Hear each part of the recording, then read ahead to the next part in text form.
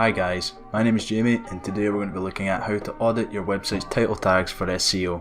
This tutorial won't give you tips or best practice for creating optimized title tags, although I may cover this in another video. Instead, we're going to cover what issues to look for during a full site SEO audit. The main steps we're going to follow here are as follows. First, we're going to run a full crawl of the target website. Then, we're going to export that crawl to make the data easier to manipulate. Next, we'll go through the common checks I perform to look for the main issues with title tags. And finally, we'll go through how I personally like to report this to clients as part of the overall website audit. You'll usually need a couple of bits of different software to accomplish all this, mainly a website crawling tool and software for viewing spreadsheets. I recommend using the Screaming Frog crawler as there's a free version of this and it's really simple to use.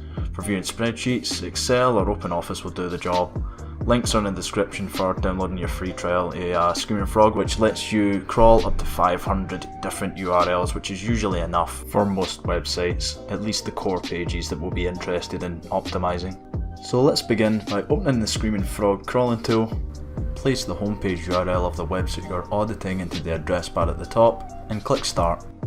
Screaming Frog will begin visiting every page on the website and returning its title tag, along with a lot of other data which we'll use later in the auditing process. Once your crawl is finished, change the filter at the top left to HTML and then click Export to save a spreadsheet with all your page URLs, each with its corresponding title tag. Open your exported spreadsheet to find your raw crawl export data. It's good practice here to make a copy of your raw crawl sheet just in case you accidentally make a mistake and need to fall back on your original crawl data.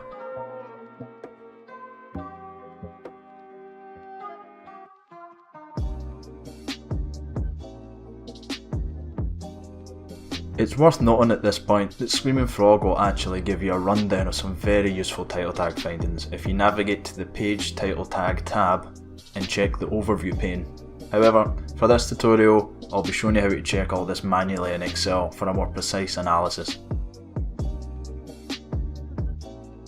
First, we're going to check the length of our title tags. We'll do this by creating a new column in our spreadsheet and using the length command to check the character length of our title tags.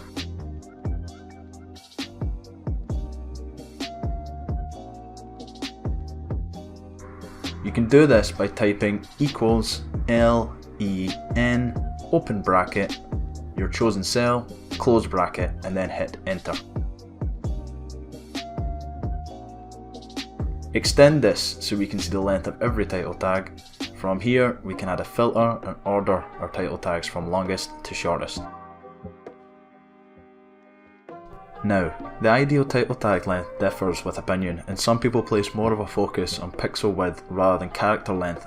For this video, I'm going to consider anything above 60 characters to be too long, and anything under 25 characters to be too short.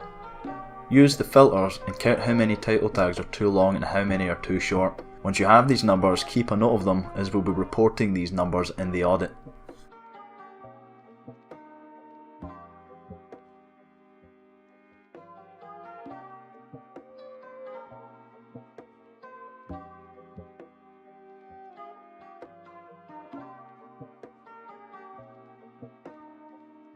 Next, we're going to check for duplicate title tags.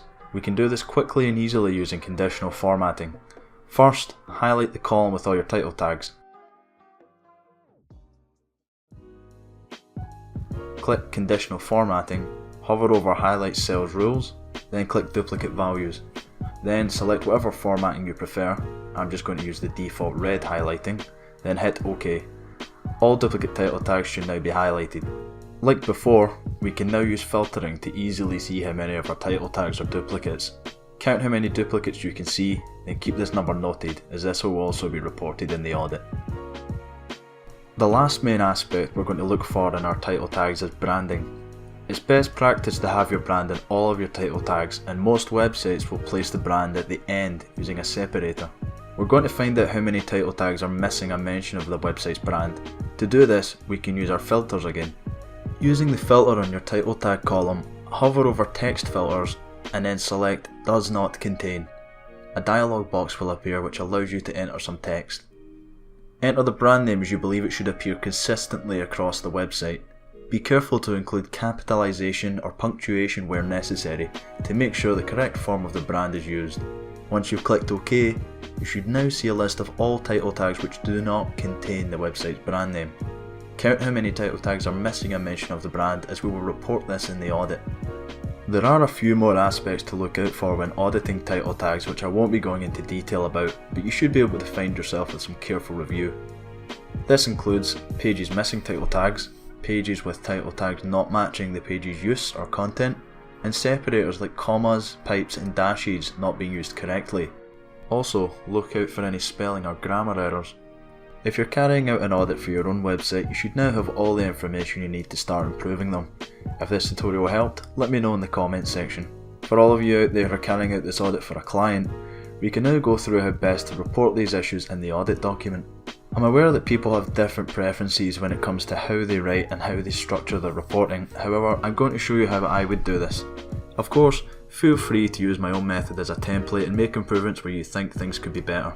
I've placed a link to my template for reporting issues with title tags below, so you can easily start with something tangible to edit. You can see my full write-up of my Audits title tag section is structured as follows. I begin with a general outline of the state of the website's title tags. I then provide concrete data on what is wrong with the website's title tags so the client can see I've carried out a thorough analysis. I next provide a good example of an unoptimized title tag from their website, how this title tag may look when fully optimized. Finally, I end with an action which explains what needs to be done to get the website's title tags fully optimized.